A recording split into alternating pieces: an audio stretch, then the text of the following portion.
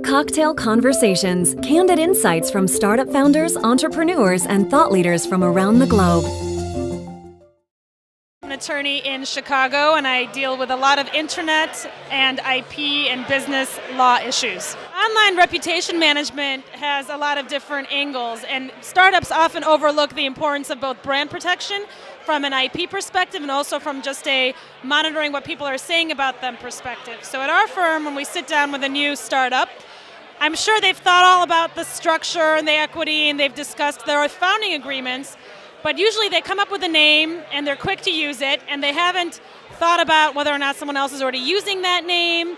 They invest a lot of energy in building goodwill around that brand, only to get hit with a cease and desist letter 2 years in, and then they're coming to me to say, how do I rebrand? At the same time, when you're a startup, there's a lot of people that may not like your brand, or they may be going online and saying, terrible app, it blew up my laptop, or whatever it may be. And now you're in a position where, how do you confront negative comments about your company, about the founders, and what is and is not actionable? If someone says, I hate your app, can you go sue them? No. But if someone says your app is embedded with a virus and it totally blows up people's computers, well, you may want to take legal action there because it's directly impacting your brand's ability to sell its app or whatever the startup's product may be. I'd say that 9 out of 10 times it's not worth it to go hire a lawyer to help battle negative comments online. But what happens is, and this is when it may make sense, is if you see people posting repeatedly on Ripoff Report or RateMyApp.com or Pissed Consumer, there's no shortage of sites that allow individuals or ex-customers to go gripe about your product. But what may happen is there may be a competitor who's doing this. It may be a rogue employee or an ex-employee, and you do need to go through a lawyer and the legal system to uncover the identity and the IP address from which those statements are being made. Because if it's more than just an offhand comment about the experience with the app, and it's something more malicious, meaning that someone's purposefully saying things that are not true about your app in order to directly cause you harm, you're going to want to take legal action so you can address the problem and know who the bad guy is and go after them. One of the first lessons is to immediately determine whether this could be impacting your business in the future. Some people say, or some companies say, you know what, it's not that bad, we'll just let it go.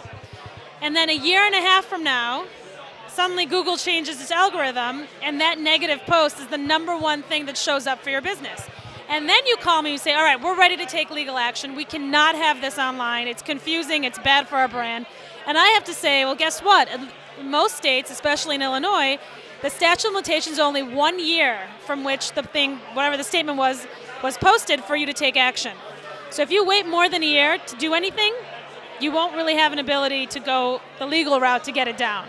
So I would say act quickly once, determine if it's going to be damaging both in the short term and the long term. If you think there's any potential for it to be damaging in the long term, definitely act quickly to get that stuff down. Because we do such a high volume of online defamation and product disparagement cases, inevitably the bad guys take a crack at Saper Law or try to make comments about us.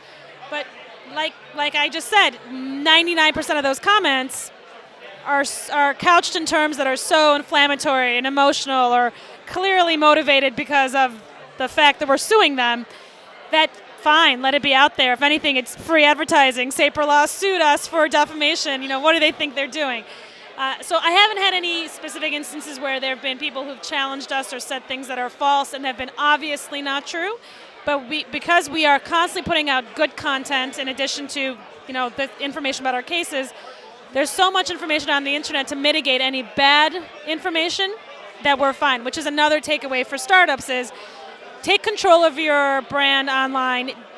Even if you're not going to use various social media platforms, make sure you buy up the real estate for your brand, get the usernames, just so that someone else can't go in and create parody sites mocking your brand on those usernames.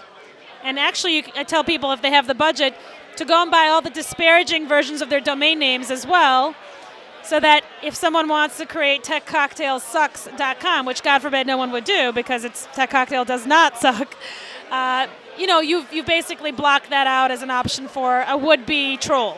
I love working with startups because there's so much energy and creativity around what it is they're doing. My firm's motto is to be cool by association. It's not often that a law firm can say that it's, truly interesting or innovative, but we really are. Saper Law feeds off its clients and is always on the cutting edge of what's going on because the clients we attract are asking us to be, because we're asked to analyze the legal implications of the newest digital whatever it may be.